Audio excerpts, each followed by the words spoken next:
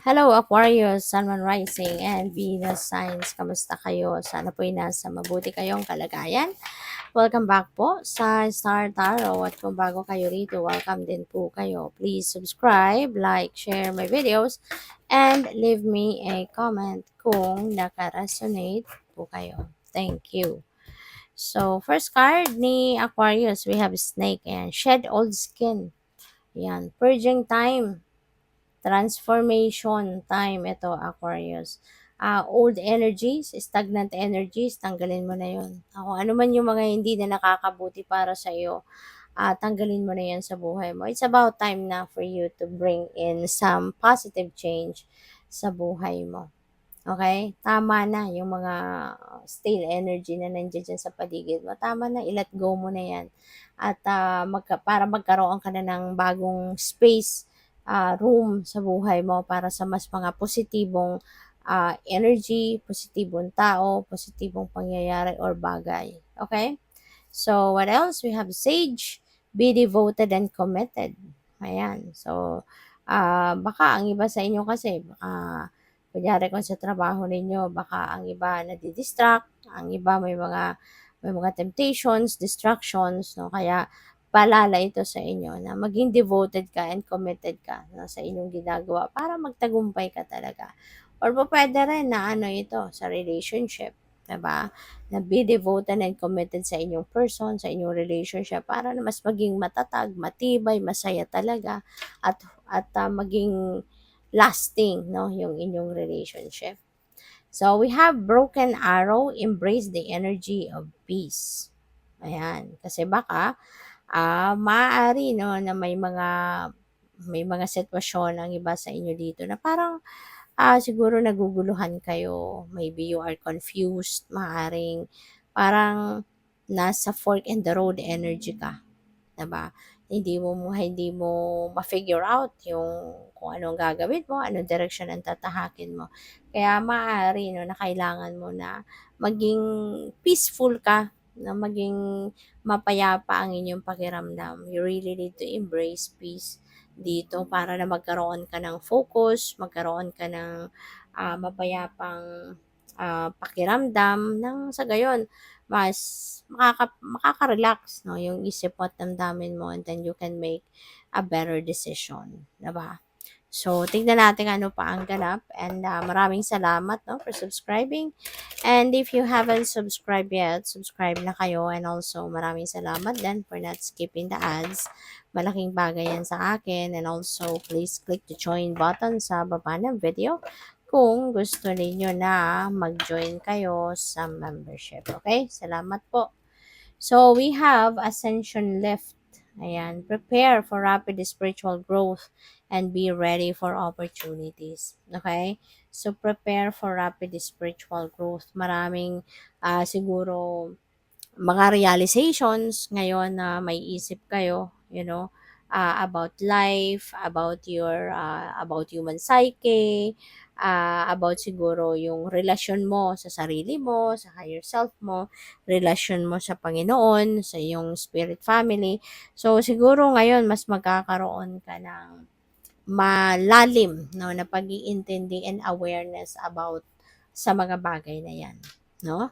Kaya mas maiintindihan mo na siguro ngayon ang mga mas maraming ang mga pangyayari sa buhay. Kasi 'di ba may mga mysterious na nangyayari sa buhay natin na hindi natin maintindihan, hindi natin mahanapan ng kasagutan, hindi natin mahanapan ng rason, 'di ba?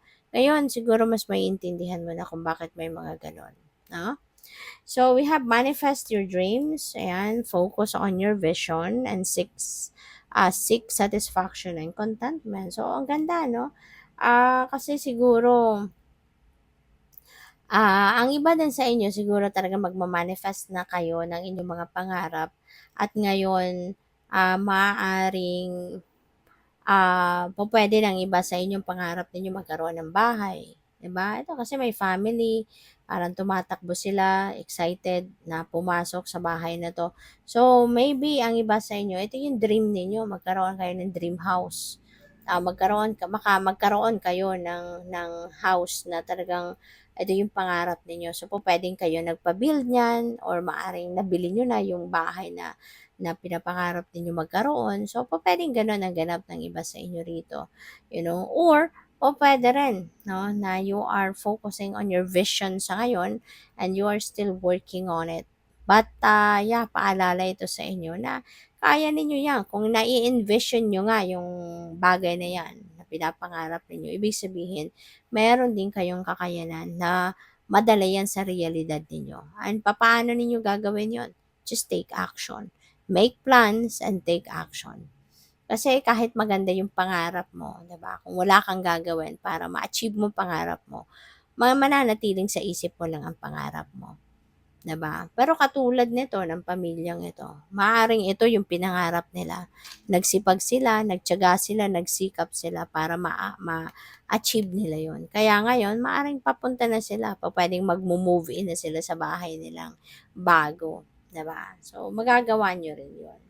So, we have the freedom of truth. Communicate honestly. Be who you truly are. Okay? Parang magpakatotoo ka.